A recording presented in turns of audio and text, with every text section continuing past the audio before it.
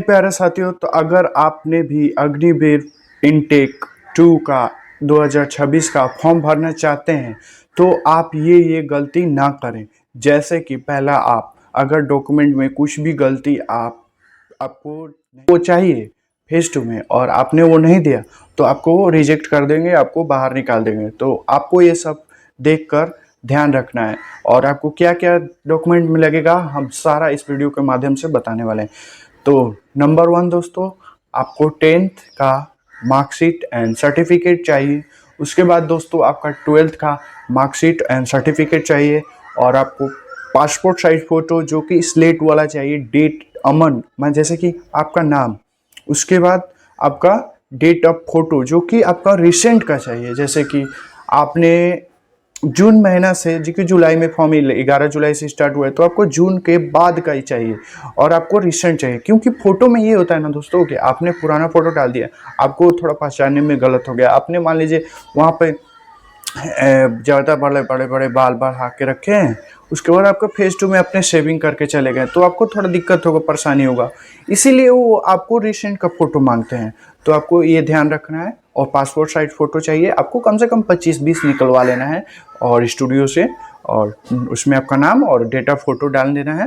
और उसके बाद दोस्तों आपको एक आधार कार्ड चाहिए, उसमें जो कि आपका आधार कार्ड जो कि 10th और 12th से 10th का सर्टिफिकेट से आपको फादर्स नेम, मदर्स नेम और आपका नाम मिलना चाहिए और डेट ऑफ बर्थ भी मिलना चाहिए।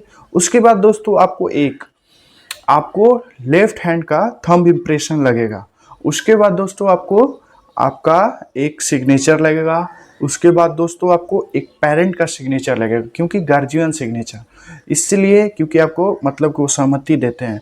उसके बाद दोस्तों ये सब फोटो, जैसे कि आपका रिजल्ट, और आपको फॉर्म अगर आप अपने से भरते हैं तो आपको रिजल्ट और passport size photo, signature, thumb impression, guardian signature को सबको आपको केबी में ही डाउनलोड करना है। जैसे कि रिजल्ट को 10 to 50 केबी में, फोटो को भी आपको 10 to 50 केबी में अपलोड करना है, लेकिन थंब इम्प्रेशन, सिग्नेचर और गार्जियन सिग्नेचर को आपको केबी में मतलब 10 to 20 केबी में करना है। उसके बाद दोस्तों आपको ये सब हो जाने के बाद आपको दोस्तों, जैसे कि आपने अगर फॉर्म फिलअप कर रहे हैं और आपने एनसीसी का लगा दिए और आपके पास एनसीसी सर्टिफिकेट अभी नहीं है और आप अभी कर रहे हैं और डाल दिए, तो आपको फेज 2 में वो जरूर मांगेगा। फेज 2 में क्या, आपको फेज 2 का एडमिट कार्ड डाउनलोड करने से पहले ही मांगेगा, तो इससे आपको नहीं मिल पाए डाल पाएंगे, उससे आपका मतलब फॉर्म आप नहीं जा सकते फेज 2 में।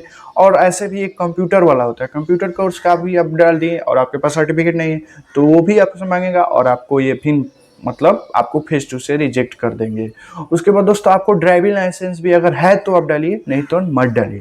इसका मतलब, मेरा सब कुछ कहने का मतलब कि आपका एडिशनल है सर्टिफिकेट तो डालिए, नहीं है तो एकदम मत डालिए, क्योंकि आप उससे डालेंगे तो आपको सर्टिफिकेट लगेगा ही फेज 2 में, और नहीं देंगे तो आपको फेज 2 से निकाल देंगे। इससे अच्छा मत डालिए। और माइग्रेशन ये सब मतलब कि एक एक पॉइंट आपको देख के करना है, क्योंकि आपको फॉर्म रिजेक्ट ना हो। और एक आप दोस्तों, आजकल पिछले फॉर्म से हो रहा है वेबकैम हो रहा है और लाइव फोटो भी लगेगा आपका, तो आप लाइव फोटो भी देंगे तो खुद आप फॉर्म, बिना लाइव फोटो का आपका फॉर्म एक्सेप्ट नहीं होगा। और दोस्तों मैं बताना चाहता हूँ, आपका जो इस फॉर्म का फिलअप मतलब प्राइस है 550 है। उसके बाद आपका 99 जीएसटी लगेगा, टैक्स लगेगा, टोटल मिला के 649 होगा। और अगर आप कंप्यूटर से भराते हैं तो 50 रुपये प्लस होगा, तो आपको 700 पड़ेगा। अगर आप खुद से भर